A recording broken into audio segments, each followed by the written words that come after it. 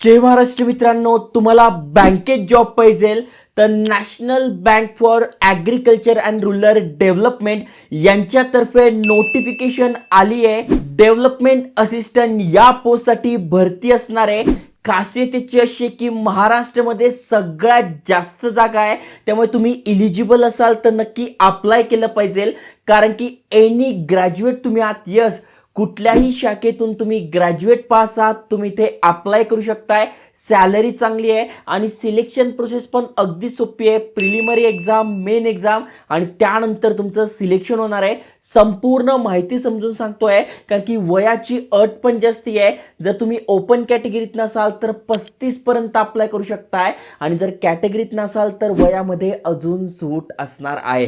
त्यामुळे बँकेत जॉब मिळवणं तुमचं स्वप्न असेल, बँकिंग क्षेत्रात करिअर करायचं असेल, तुम्ही तुमच्या फॅमिलीमध्ये, फ्रेंड्समध्ये कोणी इंटरेस्टेड असेल तर नक्की त्यांच्यासोबत शेअर करा. डिटेलमध्ये समजून घ्या. त्याआधी अशाच एज्युकेशनल इन्फॉर्मेशन व्हिडिओसाठी चॅनल सबस्क्राईब करून ठेवा. चला तर बघूया डिटेलमध्ये.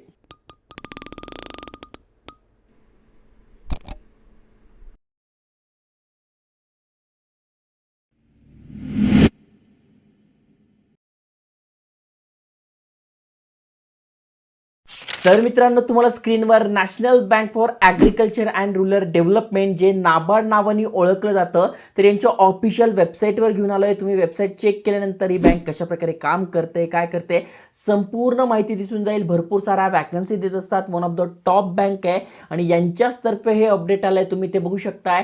अप्लाय करणं सुद्धा सुरू झालेलं आहे आणि त्याहीपेक्षा महत्त्वाचं म्हणजे तुम्ही इथे बघू शकता, ही यांची ऑफिशियल PDF आहे.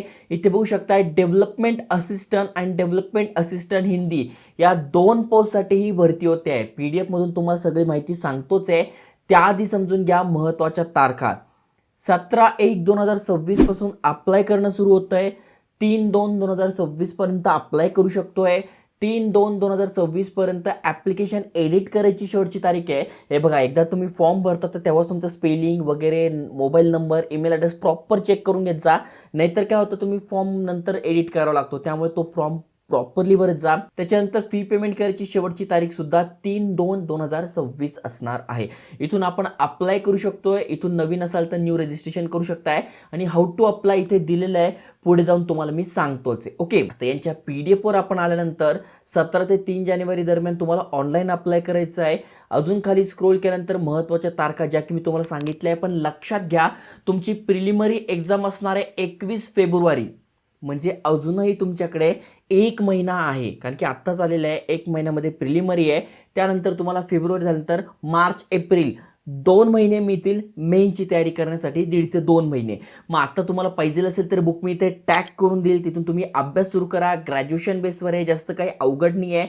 प्रिलिमिनरी तुम्ही क्रॅक करू शकताय. त्यानंतर मेनसाठी तुम्हाला अभ्यास करावा लागेल, त्याचं पण बुक मी इथे टॅग करून देईल. ओके, दोन्हीही ऑनलाईन एक्झाम असणार आहे. आता सगळ्यात महत्त्वाचं म्हणजे इलिजिबिलिटी क्रायटेरिया काय, पात्रता काय, तर वयाची अट तुम्ही बघू शकताय. 1 जानेवारी 2026 रोजी कॅल्क्युलेट केली जाते आहे. तुमचं वय 21 ते 35 आहे. यस, 35 म्हणजे तुमचा जन्म 2 जानेवारी 1991 ते 1 जानेवारी 2005 दरम्यान झालेला आहे.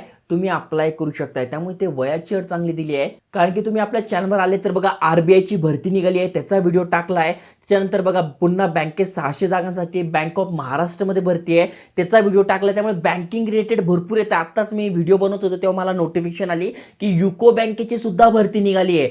त्यामुळे तुम्हाला बँकिंग क्षेत्रामध्ये करिअर करायचं तर भरपूर सारे व्हिडिओज मी आणतोय. नक्की तुम्ही ते बघत चला, जेणेकरून तुम्ही तिथे अप्लाय करू शकताय, माहिती तुमच्यापर्यंत पोहोचू शकते. 10वी पासवर RBI भरती आहे.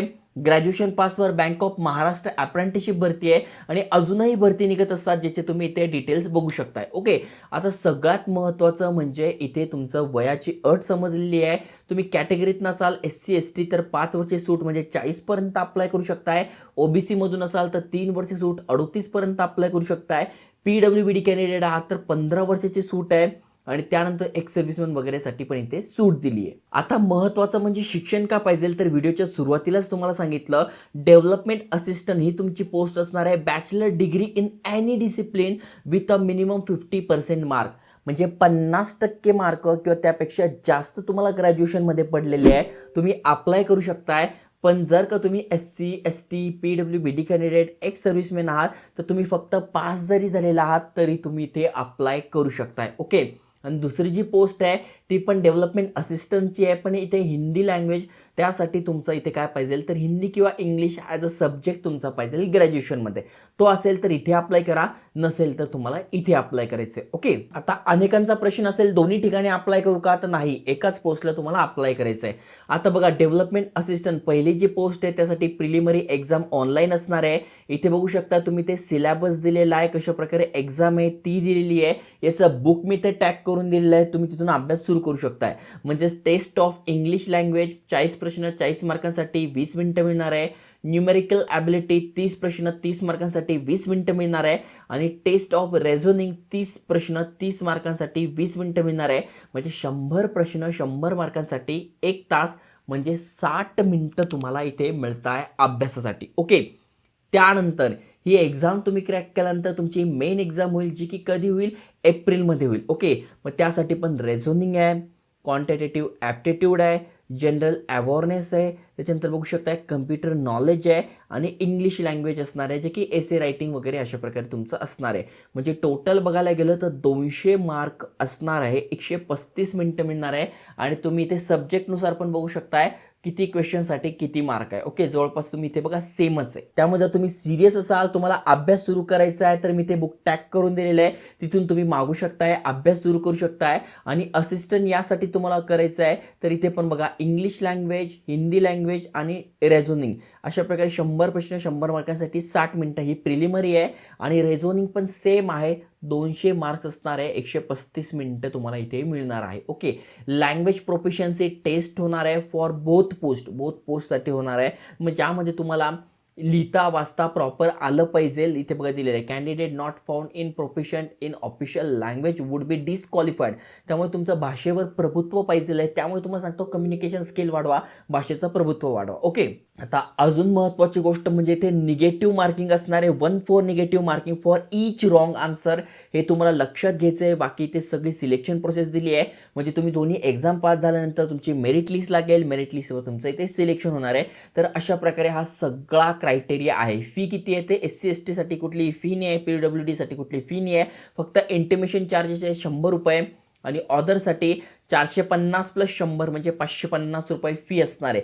स्टाफसाठी ते कुठलीही फी नाही आहे. बाकी ते डिटेलमध्ये माहिती दिली आहे. पे स्केल किती आहे तर 46,500 रुपये तुम्हाला अप्रॉक्सिमेटली मिळतात. त्यामध्ये भरपूर सारे अलाउन्सेस ॲड मिळतात, जसं की होम रेंट अलाउन्स वगैरे, हे सगळे तुम्हाला अलाउन्स मिळतात. मेडिकल एक्सपेन्स मिळतो. त्याच्यानंतर बघा एवढे सगळे अलाउन्सेस तुम्हाला मिळतात. आता अप्लाय कसं करायचं तर यांच्या ऑफिशियल वेबसाईटवर जायचं आहे. अप्लाय करायचं आहे कधी 3 फेब्रुवारी आधी. ही बघा ही यांची ऑफिशियल वेबसाईट आहे. ऑलरेडी अकाउंट असेल तर रजिस्टर, यावर क्लिक करून रजिस्ट्रेशन नंबर, पासवर्ड, कॅप्चा टाकून सबमिट करा. आणि नसेल तर तुम्हाला ते न्यू रजिस्ट्रेशन करायचं आहे आणि पूर्ण फॉर्म भरून घ्यायचा आहे. पूर्ण फॉर्ममध्ये काय तर सगळ्यात तुमची बेसिक माहिती, त्याच्यानंतर फोटोग्राफ, सिग्नेचर, त्याच्यानंतर तुमचे डिटेल्स म्हणजे 10वी 12वी ग्रॅज्युएशन झाले, किती मार्क पडले, कुठून केले ते टाकून घ्यायचं आहे. त्याच्यानंतर प्रिव्ह्यू करायचं आहे. तुमचं नाव, आडनाव, मोबाईल नंबर, ईमेल ॲड्रेस बरोबर आहे का, स्पेलिंग मिस्टेक आहे काय, सगळं बरोबर बघून घ्यायचं आहे. त्यानंतर अपलोड करायचे आहे तुमचे डॉक्युमेंट, म्हणजे 10वीचं अपलोड, 12वीचं, ग्रॅज्युएशनचं ते अपलोड करायचं आहे. पेमेंट करायचं आणि सबमिट. तर अशा प्रकारे तुम्ही अप्लाय करू शकता. आणि इथे बघा स्टेट वाईज सुद्धा वॅकन्सी दिलेल्या आहे. जसं की आपण महाराष्ट्र बघतो, इथे बघा सगळीकडे कमी वॅकन्सी आहे, पण महाराष्ट्रामध्ये इन्क्लूड ऑफिस, हेड ऑफिस जे त्यांचं मुंबईला आहे, 48 जागा आहे. कॅटेगरीतनं तुम्ही असाल तर तुम्ही इथे बघू शकताय. आणि त्यानंतर हिंदी भाषेसाठी तुम्हाला अप्लाय करायचं आहे तर इथे पण बघू शकताय 3च पोस्ट आहे, पण इथे जास्त जागा आहे. त्यामुळे इथे तुम्ही करू शकताय जर का महाराष्ट्रातनं तुम्ही अप्लाय करताय. त्यामुळे चांगली अपॉर्च्युनिटी आहे. बँकिंग क्षेत्रात करिअर करायचं आहे, चांगला जॉब पाहिजे आहे, चांगली सॅलरी पाहिजे आहे. नक्की त्यांच्यासोबत शेअर करा. आणि अशाच एज्युकेशनल इन्फॉर्मेशन व्हिडिओसाठी चॅनल सबस्क्राईब करून ठेवा. जय हिंद, जय महाराष्ट्र.